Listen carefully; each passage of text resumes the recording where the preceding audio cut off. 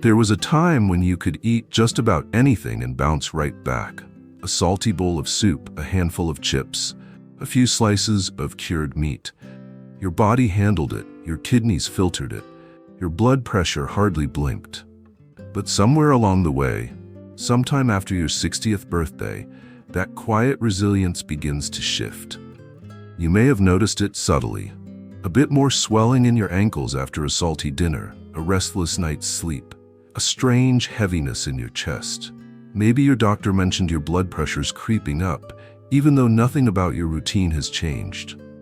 Here's the truth most people aren't told. Your body's relationship with salt changes dramatically after 60. And it's not just about numbers on a nutrition label. It's about how your entire internal system starts to adapt. As we age, our blood vessels naturally stiffen.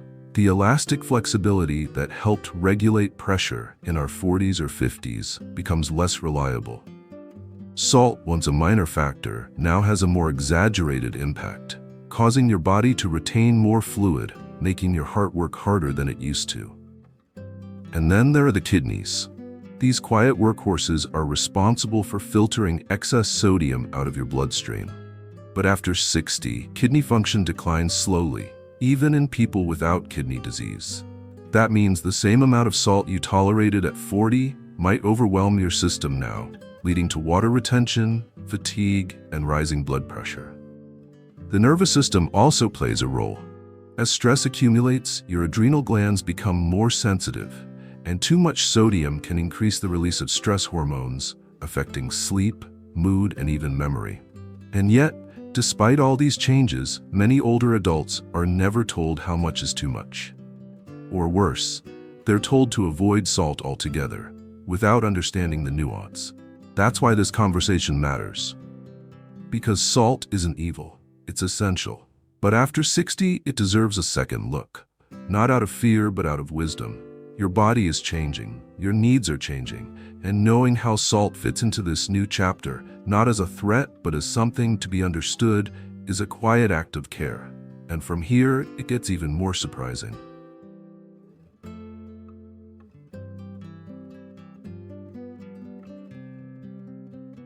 Many older adults say this with confidence.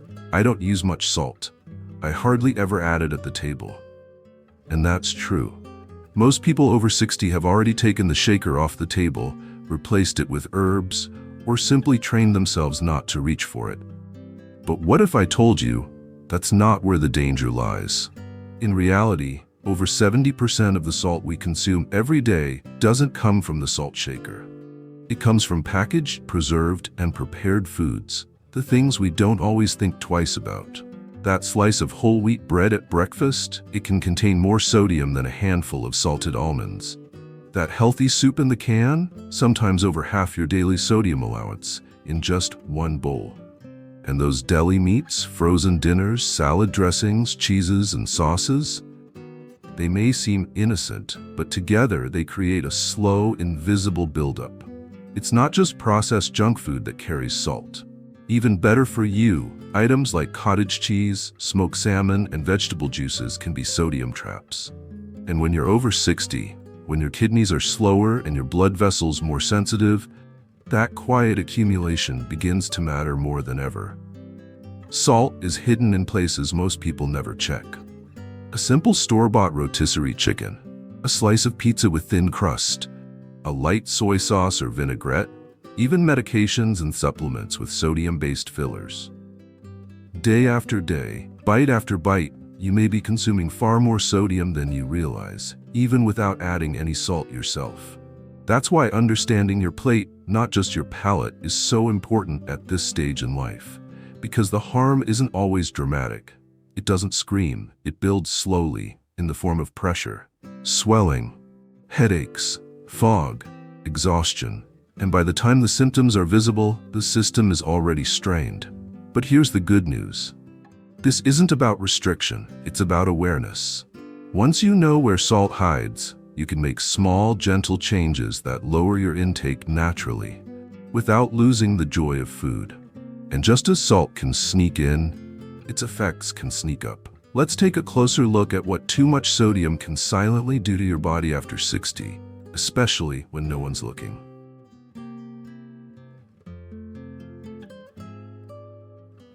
If excess salt shouted its damage the moment you ate it, we'd all be more careful. But it doesn't.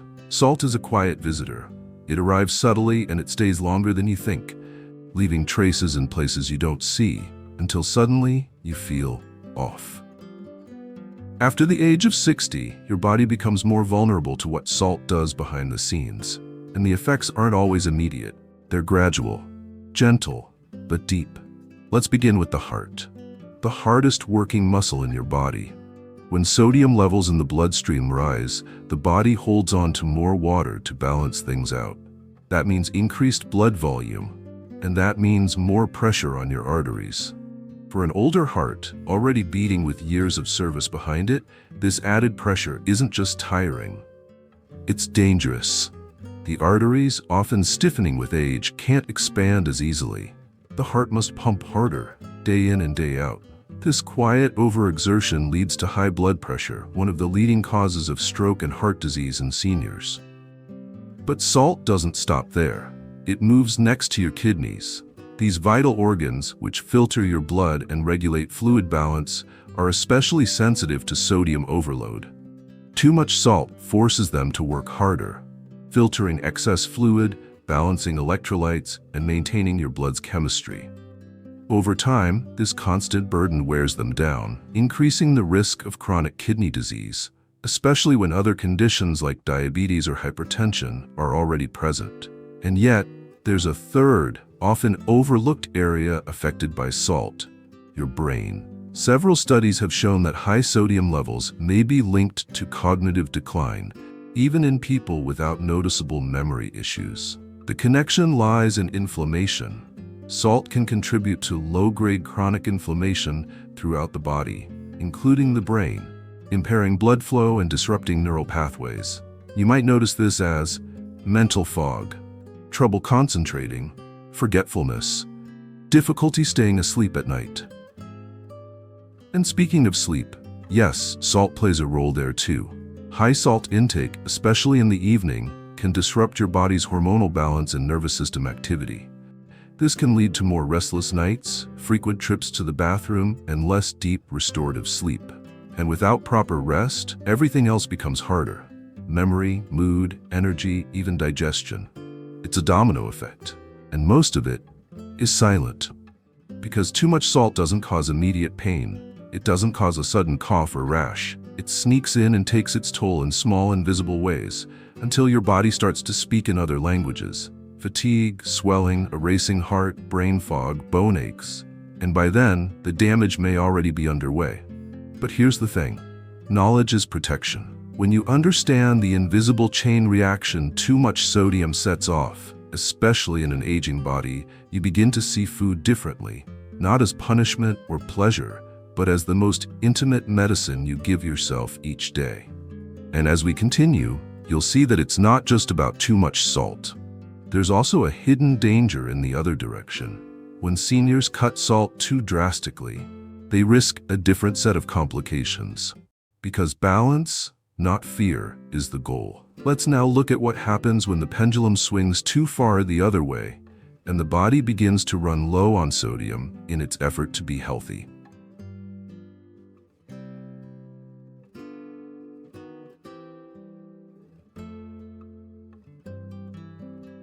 In our effort to do the right thing, we sometimes overcorrect. After hearing that salt raises blood pressure or damages the heart, many older adults make a dramatic shift. They remove salt completely. No shaker, no seasoning, bland meals every day. But here's what no one tells you. Too little salt can also harm you, especially after 60, when your body's balance becomes more fragile than ever. You see, salt isn't just a flavor enhancer. It's an essential electrolyte, meaning your body needs it to function. Sodium helps regulate fluid balance, nerve impulses, and muscle contractions. It helps your brain send messages to your body. It helps your heart beat steadily. It plays a key role in hydration, even if you drink plenty of water. When sodium levels fall too low, a condition called hyponatremia, the effects can be surprisingly serious. At first, the symptoms might seem harmless: fatigue, headaches, dizziness, trouble concentrating. But as sodium continues to drop, especially if you're also taking water pills or drinking excess fluids, those symptoms can become dangerous. Confusion, nausea, muscle cramps, unsteadiness when walking, even fainting or seizures in extreme cases. And here's the difficult part. These signs often mimic other age-related issues, so it's easy to dismiss them as just getting older or side effects of medication. But what if your low energy isn't age? What if your foggy memory isn't dementia? What if your unsteadiness isn't clumsiness, but simply low sodium? It's more common than people think, especially in seniors who eat clean but unbalanced diets, low in processed foods, but also low in natural sodium, or in those managing high blood pressure with diuretics, which increase urination and sodium loss. Now, I'm not suggesting we all start pouring salt on everything, but the key, especially after 60, is not elimination, but moderation. Think of sodium like a gentle rhythm your body depends on. Too much, and the rhythm grows chaotic. Too little, and it becomes faint, hard to follow. Balance keeps it steady. So what does balance look like? According to most health guidelines, older adults should aim for about 1,500 to 2,300 milligrams of sodium per day, roughly 2/3 to 1 teaspoon of salt. But these numbers aren't one size fits all. Your needs depend on your blood pressure, your kidney function, the medications you're on, your level of physical activity, even the climate where you live. That's why the smartest thing isn't just to cut salt, it's to understand your body's signals. Are you swelling easily? Getting cramps? Always thirsty? Or fainting when you stand up too fast? These clues aren't random. They're your body's quiet language, asking for balance, not extremes. And once you learn to listen, you begin to see salt not as an enemy, but as a partner in your health. One that needs your wisdom, not your fear. And now that we understand the risks of both too much and too little salt, let's move into what you've probably been waiting for. How do you eat wisely with salt after 60? Which foods support heart health and hydration without sneaky sodium overload? Which meals satisfy your taste buds without harming your blood pressure? Let's walk into the kitchen together and explore smart, senior-friendly strategies for enjoying food with balance, flavor, and peace of mind.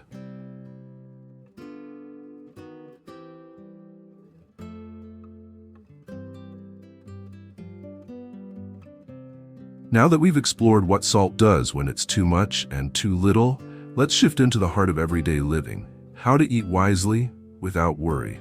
Because after 60, food isn't just fuel, it's comfort, it's ritual, it's a language we speak with our families, our memories, our past. No one wants to eat tasteless meals just to feel healthy, and the truth is, you don't have to. You just need a few smart, sustainable changes that make every bite feel good. Not just in your mouth, but in your blood pressure, your joints, your heart. So where do we start? First, we need to talk about hidden salt. The majority of sodium in the average diet doesn't come from your salt shaker. It comes from processed and packaged foods, where salt is used not just for flavor, but as a preservative. Here are some common high-sodium culprits to be mindful of: deli meats and bacon, canned soups and instant noodles, store-bought sauces like soy sauce, ketchup and salad dressings, frozen dinners, crackers and chips, even some breads and cereals. You might think you're eating light or low-fat, but these hidden sources can quietly push your sodium levels far beyond what's safe, especially when combined across a day. So how do you fight back? You turn to freshness. Choose fresh fruits and vegetables, naturally low in sodium and high in potassium, which helps counterbalance sodium's effects. Cook with whole grains like brown rice, quinoa, or oats, untouched by salty processing. Flavor your meals with herbs, garlic, lemon juice, pepper, or spices instead of salt. You'd be surprised how much depth a little rosemary or smoked paprika can add. And when you do use salt, be intentional. A small pinch of sea salt added at the end of cooking, rather than throughout, can often deliver more flavor with less quantity. Next, let's talk about hydration. Drinking enough water is essential for helping your kidneys flush out excess sodium. But the key isn't just how much water you drink, it's also what kind. Consider warm lemon water in the morning, or sipping unsalted broths with dinner. These gentle practices support both your digestion and your sodium balance. Now, here's something even more powerful. A sample day of smart sodium choices for someone over 60. Breakfast. Oatmeal made with unsweetened almond milk. A few crushed walnuts and banana slices. A cup of green tea. Lunch, grilled chicken breast with lemon and herbs, steamed broccoli with garlic, brown rice, fresh orange slices. Snack, a boiled egg or a handful of unsalted almonds, herbal tea. Dinner, baked salmon or tofu with rosemary, roasted sweet potatoes, sautéed spinach with a drizzle of olive oil, a glass of water with cucumber slices. That entire day feels delicious and calming, without a single heavy-handed source of sodium. Yet it's not bland, it's real, it's doable, it's human, and that's the goal.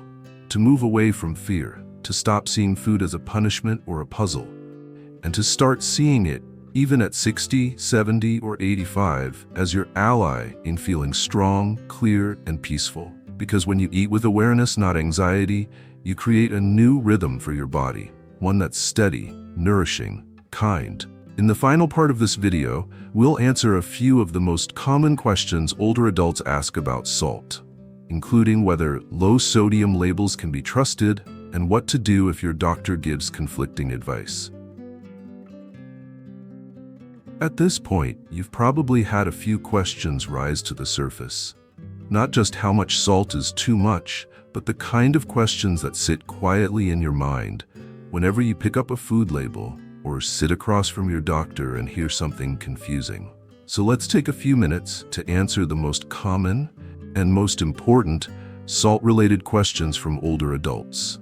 1. What does low sodium on a label really mean? It's not always as low as you think. The FDA defines low sodium as 140 milligrams or less per serving. But that doesn't mean the whole package is low. If you eat multiple servings, and most people do, it adds up quickly. Also beware of reduced sodium labels. This just means it has 25% less sodium than the regular version, not that it's actually low. So instead of trusting the label blindly, look at the numbers, check the nutrition facts panel, and add up the sodium per serving based on your typical portion. 2. Is sea salt better than table salt? Sea salt sounds healthier. And yes, it may contain tiny traces of minerals like magnesium or potassium. But in terms of sodium content, they're nearly identical. The real difference is in the size of the crystals. Sea salt flakes are larger, so a teaspoon may actually contain slightly less sodium than finely ground table salt. But that's only because it's fluffier, not because it's fundamentally better for you. So yes, use it if you like the taste or texture, but don't assume it's safer. 3. Should I completely cut out salt if I have high blood pressure? This one is tricky and deeply personal. If your blood pressure is severely elevated or you have kidney issues, your doctor may recommend a very low sodium diet. But for many older adults, especially those with borderline hypertension, it's often more about reducing processed foods than eliminating salt entirely. A small amount of salt used in home-cooked meals, especially when balanced with potassium-rich foods, can often be well tolerated. But again, always check with your healthcare provider. The key is not to panic, but to personalize. Ask your doctor, how much sodium is safe for me given my health, meds, and lifestyle? You deserve an answer that fits you, not just a general rule. 4. What if I don't taste food anymore unless I add a lot of salt? This is more common than you think. As we age, taste sensitivity fades, especially to salty and sweet flavors. That's why older adults sometimes reach for extra salt without even noticing it. But instead of adding more, try retraining your taste buds. Cook with bold non-sodium flavors. Lemon or lime juice, fresh herbs like basil, thyme, dill, spices like turmeric, cumin, smoked paprika. garlic, onion, vinegar, mustard, black pepper. It may take a week or two, but your taste buds can adjust, and over time your body will thank you for it. 5. If I sweat a lot or exercise, do I need more salt? Possibly, but only if you're losing a lot of fluids. For most older adults, light walking or gardening doesn't require extra salt. However, if you're exercising in heat, using saunas, or sweating heavily, you may need a little more sodium and water to maintain balance. The safest approach? Listen to your body. If you feel weak, dizzy, crampy, or foggy, and you've been sweating, it may be time to gently replenish. And now, as we near the end of this journey into salt, balance, and wisdom after 60, I invite you to pause and reflect. You don't need to be perfect. You just need to be aware. Salt isn't your enemy. It's part of your story. And with each mindful choice, you're writing a chapter that's calmer, stronger, and more in tune with the rhythm of your own body. If this video has helped you understand salt in a new light, not with fear but with clarity, then take a deep breath, because that's the first gift of awareness: peace. You've spent a lifetime cooking for others, pouring love into every meal, every dish. Now it's your time to nourish yourself with food that supports you, not silently harms you. Let salt become a choice you make with intention, not something you fear, not something you ignore, just something you understand. And if you found comfort or clarity or even one helpful tip today, please subscribe to Golden Pathways, a channel created for souls like yours. For those who are still learning, still growing, still choosing health over habit. In the comments, share with us, what's one small change you've made in how you eat salt, or one meal you love that feels both comforting and kind to your body?